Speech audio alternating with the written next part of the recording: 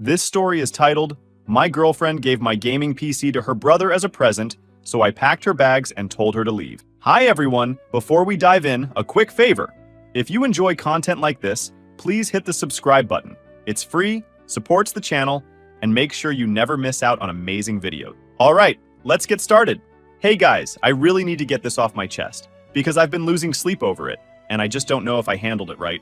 So, my girlfriend of 3 years did something that's left me completely blindsided. It's about my gaming PC, but it's not just about the PC, it's about respect and boundary. I'm going to lay it all out here, and I'd love to hear what you guys think because I feel like I'm going crazy. Alright, so a bit of background first. I'm 28, male, and I've been with my girlfriend. Let's call her Lisa, for 3 years. For the last 2 years, she's been living with me in the house I bought a few years before we started dating. I'm really proud of this place because I worked my ass off to save for it. It's not a mansion or anything, but it's comfortable. When Lisa moved in, it felt like the right step in our relationship. She was working as a receptionist at the time and wasn't making a ton of money, so I took on most of the financial responsibility. I didn't mind. I've got a stable job in IT and I'm comfortable enough to cover the bills. She contributed in other ways, cooking, keeping things organized, and just generally being there. It felt like we were building a life together, and I liked that. Now, I need to admit something. I'm a massive gaming nerd. Gaming is my thing. It's how I unwind after a long day, and honestly, it's a big part of who I am. Last year, I finally built my dream gaming PC. This wasn't just some off-the-shelf thing. I poured months of research into picking the best components, saved every spare dollar I could, and then spent an entire weekend putting it together. I'm talking high-end graphics card, liquid cooling, RGB everything, and a sleek tempered glass case that I still think about more than I probably should. The setup was a masterpiece. I didn't just stop at the PC either. I got a 34-inch ultra-wide monitor, a mechanical keyboard that sounds as good as it feels, and a gaming mouse that fit my hand like a glove. In total, the whole setup cost me about $2,500. For me, it wasn't just a computer. It was a project, a reward for years of hard work, and my escape from the world. Lisa never really understood the gaming stuff, but she didn't seem to mind it either. She'd tease me sometimes, calling it my big boy toy, but it was always in good fun. At least I thought it was. I even tried to explain the building process to her once, going into detail about how each component worked together. She didn't seem particularly interested, but she nodded along and smiled, which I appreciated. I thought she respected that it was my hobby, my space. Fast forward to last week. I had to go on a 3-day work trip for a client meeting. Nothing crazy, just a quick thing. Before I left, I made sure everything in the house was locked up and in its place. I didn't think twice about leaving Lisa in charge. She'd been living here for 2 years, and I trusted her completely. Before I left, I even joked, "Don't burn the house down while I'm gone." And she rolled her eyes, laughing. Everything seemed normal. When I got back, the first thing I noticed was how quiet the house felt. Normally, when I walked in, I'd hear something like Lisa watching Netflix, the hum of my PC if I'd forgotten to turn it off, maybe music playing. This time, there was nothing. I called out, "Hey, I'm home," and got a muffled, "Hey," from the dining area. I walked in and found her sitting at the table, scrolling on her phone all chill. That's when I noticed something was off. My gaming desk, which sat proudly in the corner of the living room, was empty. Completely empty. At first, I thought maybe Lisa had moved my setup. Like maybe she was reorganizing or cleaning, or maybe something had broken and she'd moved it temporarily. I even chuckled to myself thinking, what did she do this time? I casually asked, "Hey, where's my PC? Did you move it?" Lisa didn't even look up from her phone. She just said, "Oh, I gave it to my brother." I froze. For a second, I thought I'd misheard her. "Wait, what?" I asked, my voice already cracking. "You gave it to your brother?" She finally looked up and said, "Yeah, his birthday is coming up, and he's been wanting a gaming PC forever. I figured it'd be a nice gift." She said it so casually, like she'd just given away a book I wasn't reading anymore. I stood there, trying to process what I just heard. "You gave away my PC? The one I built and paid for as a gift?" My voice was louder, and I couldn't hide the anger creeping in. Lisa shrugged. "You've got a good job. You can just build another one. It's not like it's a big deal." At that moment, it felt like my brain short-circuited. I didn't know whether to yell, laugh, or cry.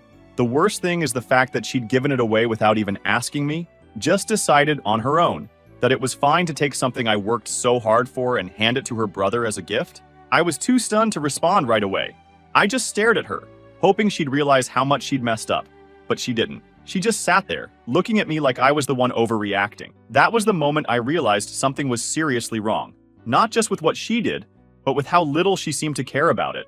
After a moment of silence, I started pacing, trying to keep my frustration in check. Lisa, that's not the point. This isn't just about money. That PC wasn't some random thing I picked up at the store.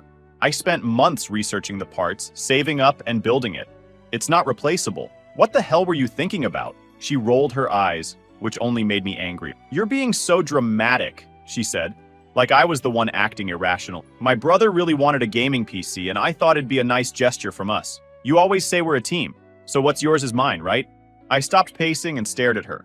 What's mine is yours. Are you serious right now? That doesn't mean you get to take my stuff and give it away? Lisa crossed her arms and leaned back again. Well, we're practically married anyway, so yes, what's yours is mine. Plus, you're always playing games instead of spending time with me. So I thought this would be good for our relationship too. I couldn't even respond right away. I was too stunned by how casually she was dismissing what she'd done and saying we are married while we didn't even talk about that matter before. That was another whole issue. We're not married, I said, trying to keep my voice steady. And even if we were, that doesn't mean you get to make decisions about my stuff without asking me first. She scoffed. You're acting like I sold your car or something. It's a PC. You'll live. Her complete lack of remorse was making it harder and harder to stay calm. I felt my hands balling into fists at my sides. I was both angry at her, also trying so hard to keep my emotions in check. Lisa, you gave away something that didn't belong to you. Do you understand how wrong that is? She shrugged. I don't know what you want me to say. It's already done. I'm not going to call him and ask for it back. That would be humiliating. My jaw practically hit the floor. You think asking for it back would be humiliating? What about the fact that you took it without asking me? You don't think that's wrong? Lisa just sighed and went back to scrolling on her phone like the conversation was over. I couldn't believe it. I couldn't believe how little she cared. I felt my stomach drop as I realized this wasn't just about a misunderstanding. This was a complete disregard for my boundaries and my trust. After a few moments of silence, I asked the only thing I could think of. Did you at least give him the PC by itself? Or did you take the monitor and peripherals too? She didn't even look up. I gave him everything. What's the point of a gaming PC if he doesn't have the stuff to go with it? I was completely baffled. My ultra-wide monitor, my mechanical keyboard, my gaming mouse, all gone. Every piece of the setup I'd carefully chosen and put together was now sitting in someone else's house because Lisa decided it was a nice gesture. I had to sit down. My legs felt like they couldn't hold me up anymore. I stared at the empty desk in the corner, imagining my setup as it used to be. The glowing lights, the hum of the fans, the feeling of satisfaction every time I sat down to play. It was all gone. I tried to take a deep breath, but it didn't help. My chest felt tight, and my mind was racing. That's when I decided to call her brother. Maybe he didn't know the full story. Maybe Lisa had told him I was okay with it. Maybe I could reason with him and get my stuff back. I pulled out my phone and dialed his number. He picked up after a few rings. Hey, what's up? He said, his voice casual, like nothing was wrong. I wasted no time. Hey, I just got back from my trip, and Lisa told me she gave you my gaming setup. I need it back. There was a pause, and then he laughed. He actually laughed. Oh man, I was wondering how long it would take for you to call. Listen, my sister gave it to me fair and square. If you want it back, you're gonna have to buy it off me. I couldn't believe what I was hearing. Are you serious right now? She didn't have the right to give it to you in the first place. It's my stuff. I built it. I paid for it. Well, he said, his tone still annoyingly casual. It's mine now. And if you want it, it's gonna cost you. I'm thinking $3,500 sounds fair. That's what I'd have to pay to get something this nice on my own. I felt my blood pressure spike. You're trying to charge me to get my own stuff back? Do you hear how insane that sounds? He just laughed again. Finders keepers, man. Anyway, I gotta go. Enjoy the rest of your day. He hung up before I could respond. I sat there, staring at my phone, my hands shaking. I couldn't believe what had just happened. Not only had Lisa given away my PC, but her brother was now trying to extort me to get it back. When I told Lisa about the call, she barely reacted. What do you want me to do about it? She said. I'm not going to take back a gift? That's just rude. Then, of course, her family decided to get involved in the most frustrating way possible. They started bombarding me with messages, calling me selfish and materialistic for wanting the PC back. Her mom even called to lecture me about how I should be honored, that Lisa considered me part of their family. She kept saying that real men provide for their family and implied that I was being petty for not letting her brother keep the gift. The audacity of it all was almost laughable. I couldn't believe they were trying to guilt me for standing up for myself after their daughter had given away something that wasn't even. Instead of apologizing or helping to resolve the situation, they acted like I was the problem. It was infuriating and just added more fuel to the fire. I realized at that moment, it had nothing to do with the peace. Now they are playing with trust, respect, and boundaries, and Lisa had completely shattered them all. Now, I couldn't let this go. I wasn't even sure what bothered me more, Lisa's blatant disregard for my property or her brother's smug attitude about keeping something he had no right to. Either way, I knew I had to take action. I started by calmly trying to explain to Lisa, again, why this was such a big deal. Lisa, this isn't just about money. You gave away something that I built with my own hands, something that I poured hours into researching and assembling. It's not just a thing, it's the principle. She didn't look up from her phone. You're overthinking this. It's just stuff. And it's not like it's gone forever. It's with my brother. You can visit it if you're that attached. Visit it? I repeated, my voice rising. It's not a dog that I gave up for adoption, Lisa. It's my property. Do you not understand how insane this is? Her dismissive attitude only fueled my frustration. Well, what do you want me to do about it now? I'm not going to embarrass myself by asking for it back. It's his birthday present. You're not embarrassing yourself, I said, trying to keep my tone level. You're fixing something you had no right to do in the first place. She put her phone down, finally looking at me with a mix of annoyance and exhaustion. I can't take it back. That would make me look bad. And giving it away without asking me doesn't make you look bad? I shot back. She had no response to that, just a glare that told me I was getting nowhere. I decided to stop wasting my energy trying to reason with her. If she wasn't going to fix this, I'd have to handle it myself. I thought of contacting the police. I had all the receipts for the components I'd bought, as well as the serial numbers for most of the parts. I'd saved them just in case I ever needed warranty claims, but now they were going to serve a different purpose. Before filing a report, I called her brother one last time.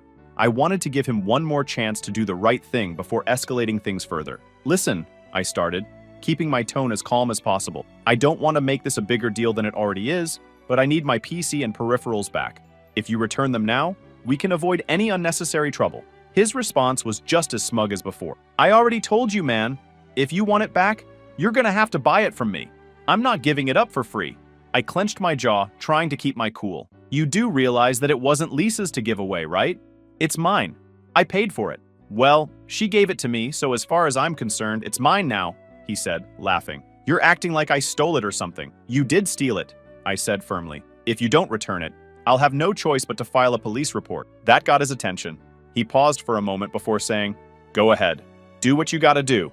I'm not scared of a little police report. This kid was either incredibly arrogant or incredibly stupid. Either way, I was done trying to reason with him just like his sister. I gathered all the receipts and serial numbers and went down to the local police station to file a report for theft. The officer I spoke with was surprisingly understanding. I explained the situation, showed him the receipts, and even played the recording of her brother essentially admitting that he had the PC and wasn't planning on giving it back. The officer told me they'd open an investigation and contact Lisa's brother to confirm the details. He also advised me to record any further interactions with Lisa or her family, just in case things escalated. When I got back home, Lisa was sitting on the couch watching TV, completely unbothered. She barely acknowledged me when I walked in.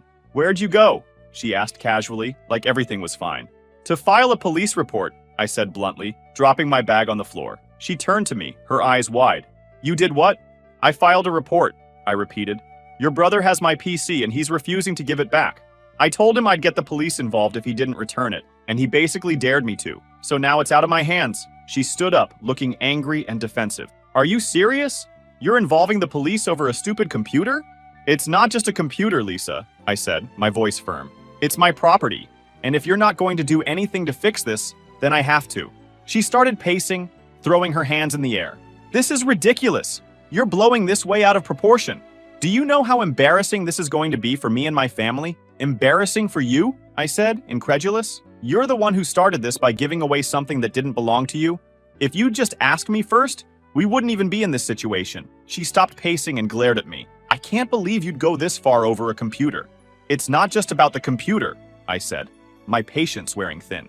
"It's about the fact that you think it's okay to take something of mine without asking, and then act like I'm the bad guy for wanting it back. This isn't just some little misunderstanding, Lisa. This is theft." Her expression shifted from anger to something that looked almost like guilt, but she quickly masked it with more indignation. I was just trying to do something nice for my brother. I didn't think it would be such a big deal. That's the problem, I said, shaking my head. You didn't think. Or if you did, you didn't care about how I'd feel. And now you're more worried about how this makes you look than about making things right. She didn't have a response to that. Instead, she just crossed her arms and stared at me like she was waiting for me to drop the whole thing. But I wasn't about to let it go. I sat down on the couch, trying to collect my thoughts. My mind was spinning with everything that had happened. I couldn't believe it had come to this. Filing a police report against my own girlfriend's brother?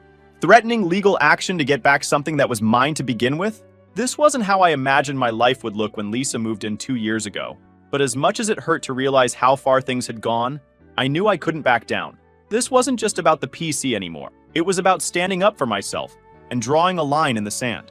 If Lisa couldn't see how wrong she was, then maybe it was time to reevaluate the entire relationship. I didn't want to think about that yet, though. One step at a time.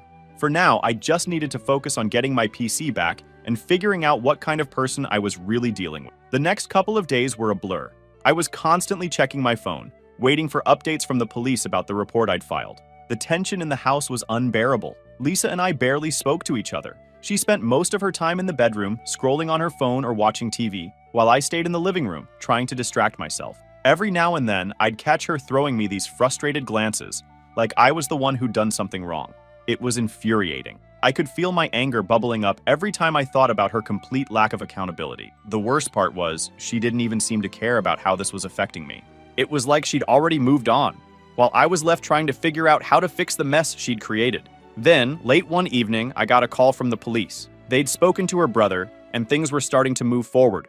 According to the officer, her brother admitted to having the PC, but claimed it was a gift from Lisa, and therefore his to keep. I explained again that Lisa didn't have my permission to give it away, and the officer assured me that they'd continue investigating. The next morning, I confronted Lisa about the call.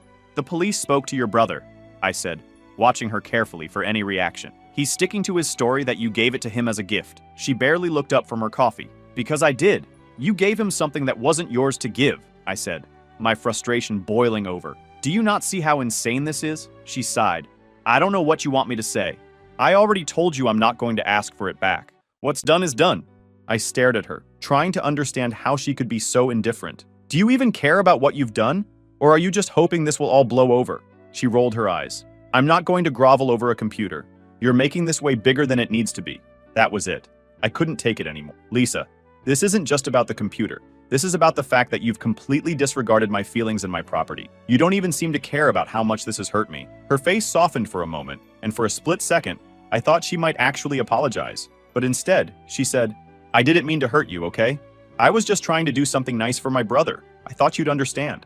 I stared at her, feeling a mix of disbelief and exhaustion. I realized, in that moment, that all of this was about trust, something that had been completely shattered. "Lisa," I said, my voice firm, "I can't do this anymore. You've crossed every line and you don't even seem to care.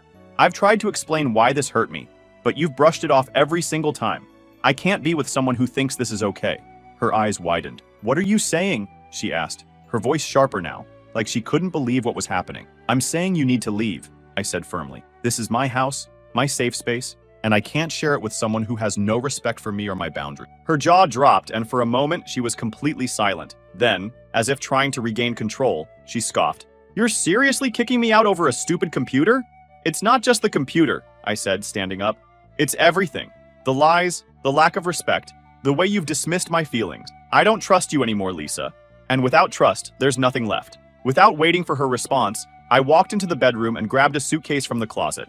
I started packing her clothes, keeping my movements steady even though my hands were shaking. She followed me into the room, shouting things like, "You're overreacting," and "You're going to regret this." But I didn't stop.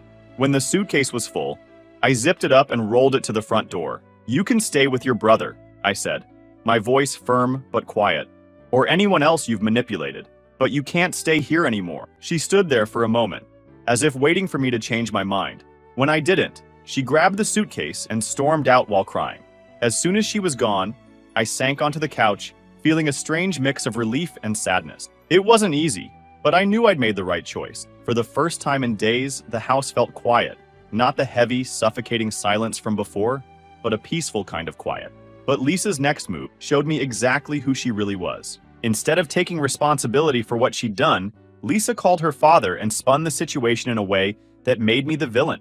Less than an hour later, her dad showed up at my house with two of his friends. I could tell from the moment I opened the door that they weren't there to talk things out. Her dad tried to play the role of a tough guy, standing tall and using his most authoritative voice as he started lecturing me about how I was blowing this out of proportion. He claimed he knew important people in town and could make my life very uncomfortable if I went through with the police report. It didn't stop there. One of his friends chimed in, making vague comments about how I should be careful about escalating things further. Her brother stood there smirking like he'd just won the lottery, clearly enjoying the show. It was 3-on-1, and they were doing their best to intimidate me into backing down. But I wasn't having it. Instead of engaging, I calmly pulled out my phone and started recording. Holding it up, I said, "Could you repeat those threats for the camera? I want to make sure I got everything right." Their entire demeanor shifted instantly. Her father, who had been full of bluster just seconds earlier, stumbled over his words, suddenly claiming they just wanted to talk things out like family. His friends exchanged nervous glances, clearly caught off guard by the recording. I kept my phone steady and said, "You're trespassing on my property. You have exactly 1 minute to leave before I call the police." That was all it took.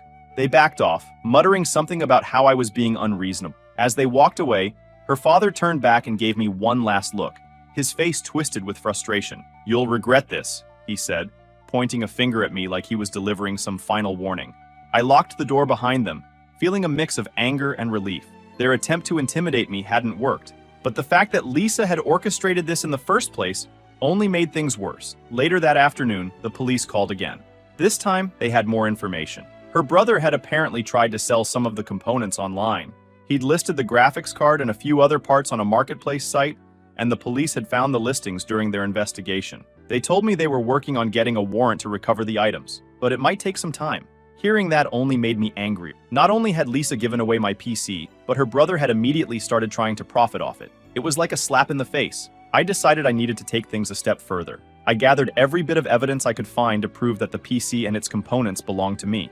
I even dug out photos of the build process, showing each part as I installed it. That evening, things took another turn. I got a call from a friend who works in the gaming community. He'd heard about the situation and wanted to offer some advice. Apparently, Lisa's brother had been bragging about his new gaming rig on social media, posting pictures of the setup and thanking his sister for the amazing gift. My friend sent me screenshots of the posts, which included clear shots of my ultra-wide monitor and mechanical keyboard. Seeing those photos made my blood boil. It wasn't just the fact that my setup was in someone else's house. It was the smugness of it all. The way her brother was flaunting something he had no right to, acting like he'd earned it. I forwarded the screenshots to the police, hoping it would speed up the process. Now, I'm not sure what to expect, but I'm hoping things go well. I'll keep you all posted. Update 1. Hey guys, I came with an update since last week was chaotic. Things got even more complicated. What started as a dispute over my gaming PC was quickly unraveling into something much bigger. One afternoon, I got a call from the police with a surprising update. They had executed a search warrant at her brother's house and recovered most of my setup. My monitor was still intact, though the casing had some scratches, and the mechanical keyboard and mouse were returned in working condition. However, the PC itself was another story.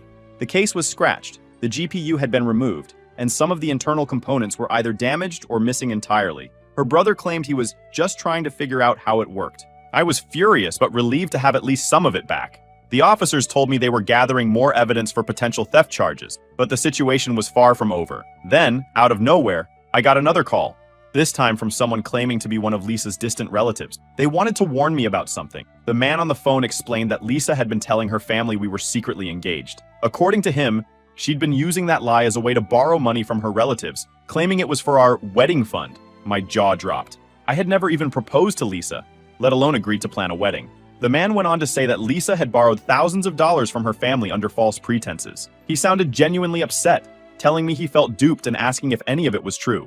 I hung up the phone, my head spinning.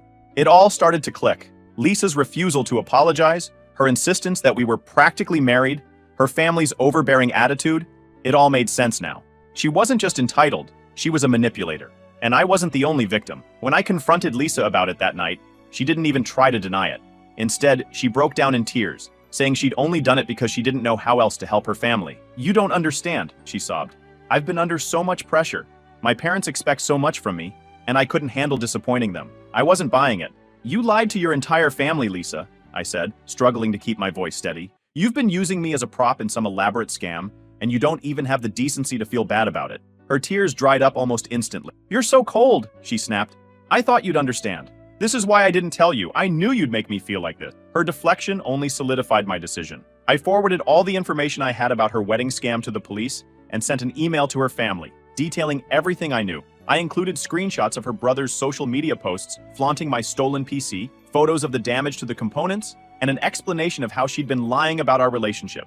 If she wanted to play the victim, I wasn't going to let her do it on my dime. The fallout was immediate. Her family was furious, not just at her, but at me for exposing her lies. I received angry messages from her mom, dad, and a few of her siblings, accusing me of being cruel and ruining Lisa's reputation. But as more and more evidence came to light, their attitudes began to change. It turned out Lisa had borrowed over $15,000 from various relatives, promising to pay it back once our wedding expenses were covered.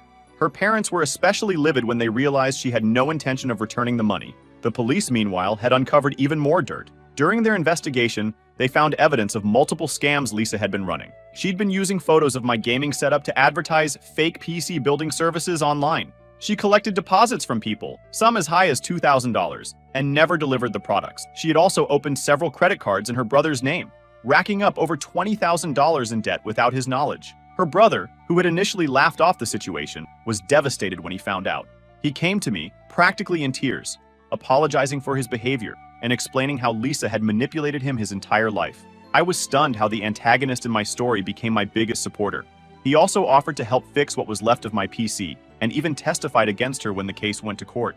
The trial itself was a whirlwind. Lisa was charged with multiple counts of theft, fraud, and identity theft. Her lawyer tried to paint her as a victim of circumstance, claiming she'd only done what she did because of financial stress and pressure from her family. But the evidence was overwhelming.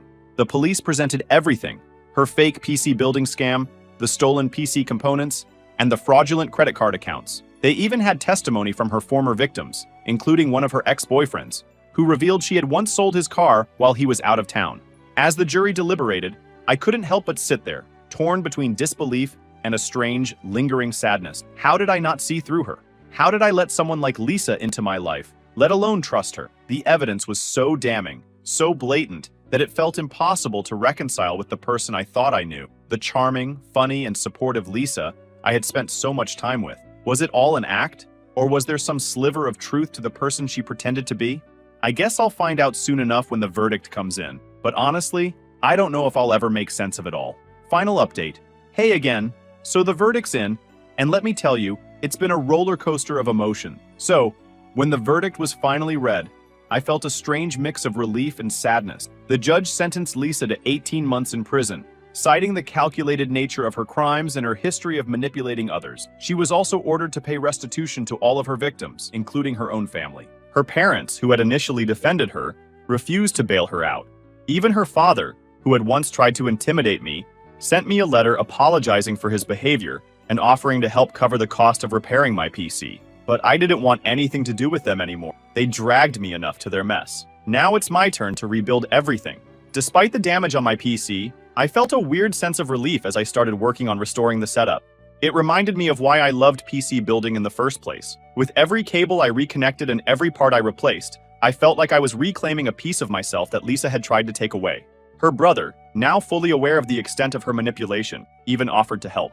He apologized repeatedly and seemed genuinely remorseful for his role in the whole ordeal. While I didn't fully forgive him, I appreciated his effort to make things right. Meanwhile, Lisa's family had gone radio silent. After her sentencing, they stopped reaching out entirely. I later heard through a mutual acquaintance that her parents had cut ties with her, ashamed of how her lies had impacted them. They were stuck paying back the $15,000 she'd taken from her relatives under the guise of wedding expenses. Her brother was left cleaning up the financial mess she'd made of his credit, working multiple jobs to pay off the debt from the fraudulent cards she'd opened in his name. What surprised me the most was how quickly the gaming community rallied around the story once it spread. A local gaming group I was part of caught wind of the situation and organized a fundraiser to help me rebuild my setup. It wasn't just about replacing what I'd lost. It was about standing up against the kind of entitlement and dishonesty that Lisa had displayed. Seeing strangers come together to support me was humbling, and it reminded me that not everyone in the world was as self-serving as Lisa had been. Lisa's prison sentence was a wake-up call for everyone involved. Her family, who had spent years defending her actions and enabling her behavior, finally had to face the truth. They realized that their constant excuses and bailouts had only encouraged her to push the boundaries further and further. From what I've heard, Lisa's time in prison hasn't been easy for her.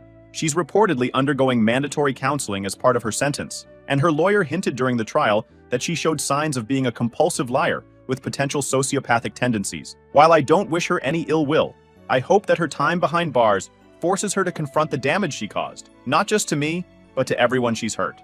As for me, I've moved on, but I'm a lot more cautious about who I let into my life. I haven't sworn off dating completely, but I'm much more aware of red flags and toxic behavior. I know now that the biggest betrayals don't always come in dramatic, obvious ways.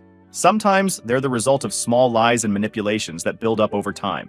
Things we choose to ignore because we want to believe the best in people. If there's one thing this whole experience has taught me, it's that people will show you who they really are if you pay attention. And when they do, you have to decide whether you're willing to accept it or walk away. For me, walking away was the best decision I ever made.